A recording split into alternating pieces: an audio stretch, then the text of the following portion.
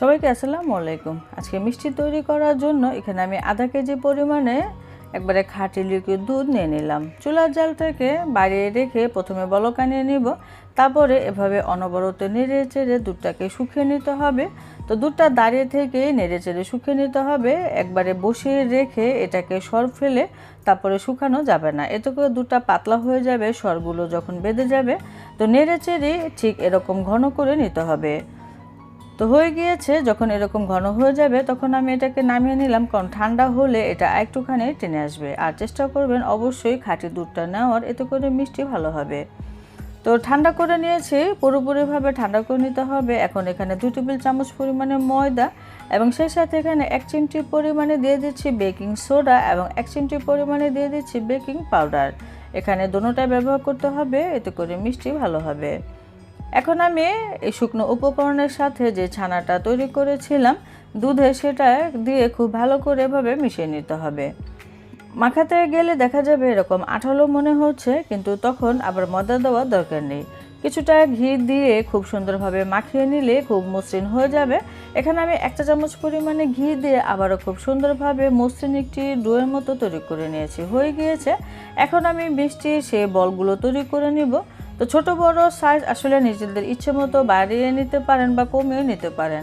এখানে আমি প্রায় 60টার মতো তৈরি করে নিয়েছি, একটু বড় সাইজের হলে আরও কমও হতে পারে। এখন আমি একটা সে ছানার বল নিয়ে এরকম গোল বলের মতো প্রথমে তৈরি করব, আর একটু চেপে চেপে তারপরে এরকম গোল বলের মতো করে তারপরে গোল শেপে দিয়ে দিতে হবে। এতে করে মিষ্টিগুলো আর চারো সাইডে ফেটে যাবে না। তো একটু সময় নিয়ে গোল বলের মতো তৈরি করে নিয়েছি, আমি প্রত্যেকটা ঠিক একইভাবে তৈরি করে নিয়েছি। এখন এই মিষ্টিগুলোকে ভাজার পালা। চুলায় আমি প্রথম থেকে তেল গরম হতে দিয়েছিলাম। তেলটা যখন হালকা গরম হবে, মানে কুসুম গরম, যেটার ভিতরে আপনি আঙুল চুপাতে পারেন, ঠিক সেই গরমের মধ্যে এই মিষ্টিগুলোকে ছেড়ে দিতে হবে। তো কিছুক্ষণ পরে দেখা যাবে এগুলি আস্তে আস্তে তেলের উপরে ভেসে উঠবে, আর এর মধ্যে হাতলটা ধরে একটু নেড়ে চেড়ে দিতে পারেন, যেন মিষ্টির এক সাইড আবার লেগে না যায়।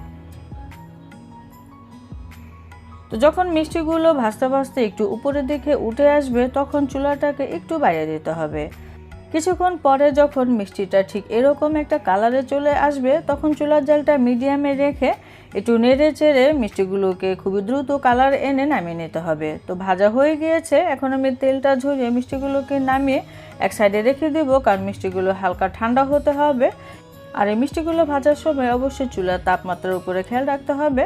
মিষ্টিগুলো ঠান্ডা হতে থাক, এদিকে আমি শিরাটা রেডি করে নিচ্ছি। সেজন্য 1 কাপ পরিমাণে চিনি দিয়ে দিলাম, সেই সাথে আমি 1 কাপ পরিমাণে পানিও দিয়ে দিলাম, সেই সাথে কয়েকটা এলাচি দিয়ে দিচ্ছি ফ্লেভারের জন্য। এখন নেড়ে চেড়ে চিনি শিরাটাকে জাল দিয়ে নিতে হবে। চুলার জালটা এই পর্যায়ে মিডিয়াম টু হাইতে রেখে চিনি শিরাটাকে জাল দিয়ে নিয়েছি। এখানে 1 তার 2 তার এগুলি কোনো দরকার নেই, 2-1টা বলক আসলেই আমরা মিষ্টি দিয়ে দিব। আর মিষ্টিটা থাকবে হালকা গরম, আর শিরাটা থাকবে ফুটন্ত গরম।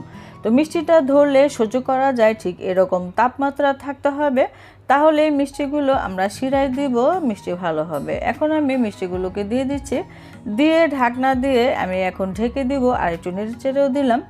এখন চুলার জালটা মিডিয়ামে রেখে মিষ্টিটা রান্না করে নিতে হবে ঘুঁটি ধরে 12 থেকে 15 মিনিট। আর ঢাকনা যদি কোনো ছিদ্র থাকে সেটাকে বন্ধ করে দিতে হবে, আর প্রয়োজনে এরকম হাতলটা ধরে একটুখানি নেড়ে চেড়ে দিতে পারেন। এতে করে মিষ্টির চারো সাইডটা খুব সুন্দরভাবে সেদ্ধ হবে বা ভেতরে শিরা ঢুকবে। 12 থেকে 15 মিনিট পরের অবস্থা এটা। তো মিষ্টিগুলো কিন্তু ফুলে ভিতরে রস ঢুকে গিয়েছে। তো এখন আমি চুলাটাকে বন্ধ করে মিষ্টিগুলোকে এভাবে ঢেকে রেখে দেব কয়েক ঘন্টার জন্য। আপনারা চাইলে সারা রাতের জন্য রেখে দিতে পারেন। 3 ঘন্টা পরের অবস্থায় এটা মিষ্টিগুলো রস টেনে রসটাও কমে গিয়েছে, আর কিছুটা ফুলেও গিয়েছে। আপনারা চাইলে সারা রাতের জন্য রেখে দিতে পারেন, তাহলে ফলাফল আরও ভালো পাবেন। এখন আমি মিষ্টিগুলোকে একটু পরিবেশন করছি এবং একটি মিষ্টি দেখিয়ে দিচ্ছি কতটা নরম এবং তুলতুলে হয়েছে, এবং ভিতরেও একবারে রসে টইটুম্বর। আপনারা চাইলে এই রেসিপিটি ফলো করে অল্প কিছু উপকরণ দিয়ে বা আধা কেজি দুধ দিয়ে এই মিষ্টিটা তৈরি করতে পারেন। তো ট্রাই করে দেখতে পারেন। এখন আমি মিষ্টিটা কেটে ভেতরটা দেখিয়ে দিচ্ছি। তো ভেতরটা দেখে নিশ্চয়ই বুঝতে পারছেন কতটা সুন্দর হয়েছে। আশা করছি বানালে নিরাশ হবেন না, খেয়ে সবাই প্রশংসা করবে। সবাই ভালো থাকবেন, বিদায় নিচ্ছি। আল্লাহ হাফেজ।